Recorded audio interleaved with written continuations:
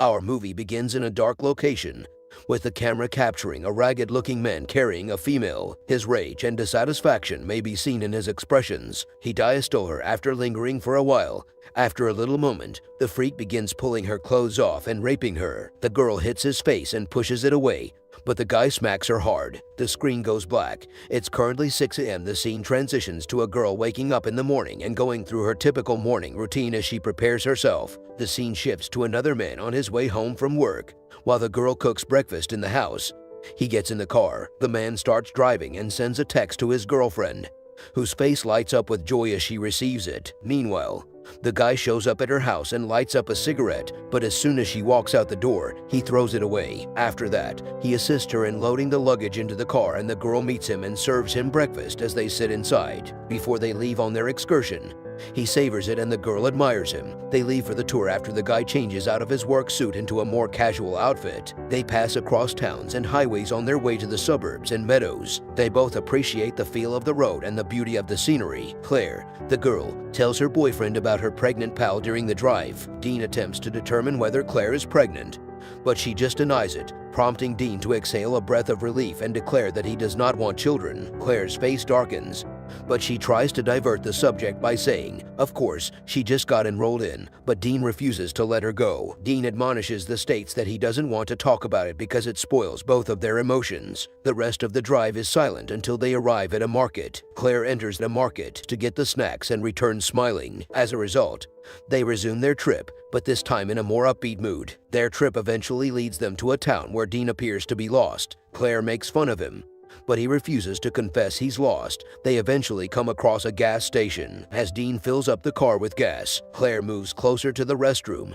She returns after a bit and sits in the vacant car. However, a solemn-looking man approaches the window and requests a lighter. She claims she does not smoke, but the man insists on using the car's lighter. The forced entry irritates Air, who attempts to get him to go, but the man bangs on the window and threatens Claire. Dean emerges out of nowhere and hands him the lighter.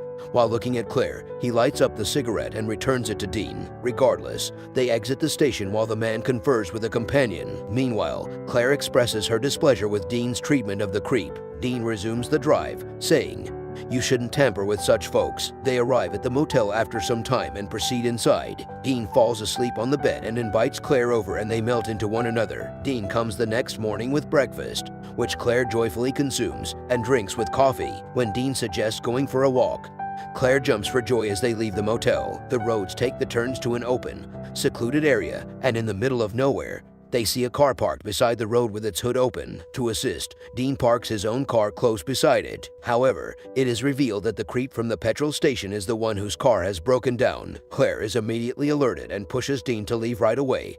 Despite Dean's insistence on assisting, Claire yells at him, accusing him of threatening her. Dean's face immediately shows signs of alarm, and he swerves the car around, leaving the man dangling. They get to the hill forest after some time, and the couple begins their journey. They travel through the beautiful forest, take pictures, and tenderly embrace each other on their way to the top. They sit together on the summit, enjoying the strong and fresh gusts of wind blowing over their hair. They decide to leave after spending some time there and return to their hotel room on their way back. Dean's car begins to overheat, so he pulls over to the side and inspects the radiator. He takes the coolant and fills the car after discovering it is empty. However, there is a leak underneath the radiator. Dean spots another car coming down the road and parks behind them as he hunkers down. Dean is approached by a large man who inquires about the problem. When the hoodlum from the gas station approaches Dean, he claims that he is only replenishing the coolant. Dean declares that he does not want any trouble, but the man begins to trash speak him. Meanwhile, a third man knocks on Claire's door,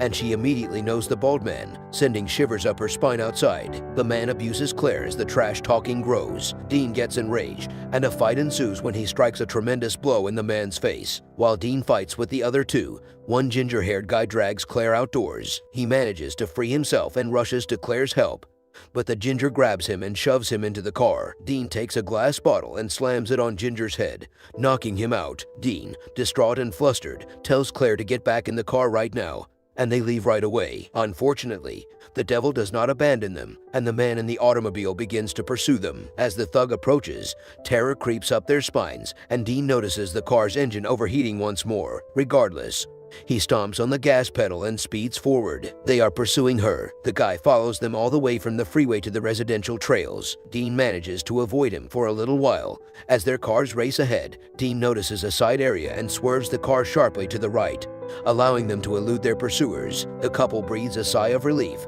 but the bandit approaches them from another direction, and the chase resumes. Dean's car eventually overheats and slows down until the ruffian approaches them. Dean's car is catapulted into the air, rolls many times, and ends up upside down as a result of their collision. Claire wakes up seriously hurt and finds Dean unconscious after the dust settles. The man appears from behind and takes Claire away, screaming at the top of her lungs. Both of them wake up bound in the back of the car after a blackout. Claire whimpers, terrified and in pain, as Dean tries to comfort her. She refuses to listen and continues to wail. After fondling through the tools, Dean manages to get her to approach the toolbox on the edge. Dean holds an iron cutter in his hands and encourages her to sever her ties. The car suddenly comes to a halt, and the goons drag them out. While Dean is carried into a wooden shed, the big guy picks Claire up and places her over his shoulder. Both of them are bound to the poles, and Dean's neck is wrapped in barbed wire by the gingerhead. Meanwhile, Claire Creeps approaches her and trails the knife across her stomach. The couple's cries echo around the shed, but the thug's cruelty continues as Dean's neck begins to bleed. They torture him by squeezing his face with a handkerchief and pouring water on him. He becomes breathless, and the leader strangles him. After a while, he tells the others to disconnect him, while Gerard, the ginger guy, removes his iron wire.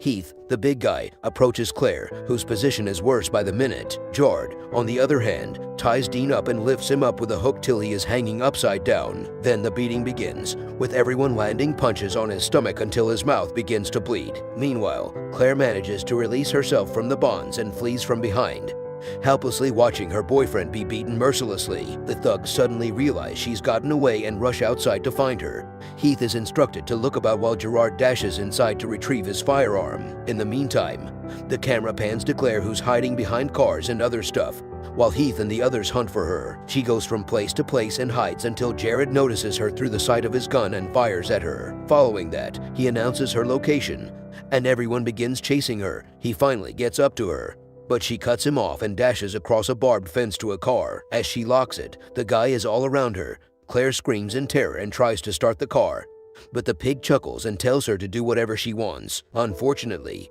the car is a manual, and Claire is unable to drive it, leaving her powerless inside. While Dean is being dragged outside, the hoodlum orders Jerry to bring him out. Claire receives the order to come out on the count of 3 after Jared places a knife to his throat. Helpless and terrified, they are dragged back into the shed after she staggers out. They strap Dean once more inside. While Claire was raped by Heath at the pole, and Dean stood there in agony and desperation. His rage allows him to break free from the ropes in one swift motion.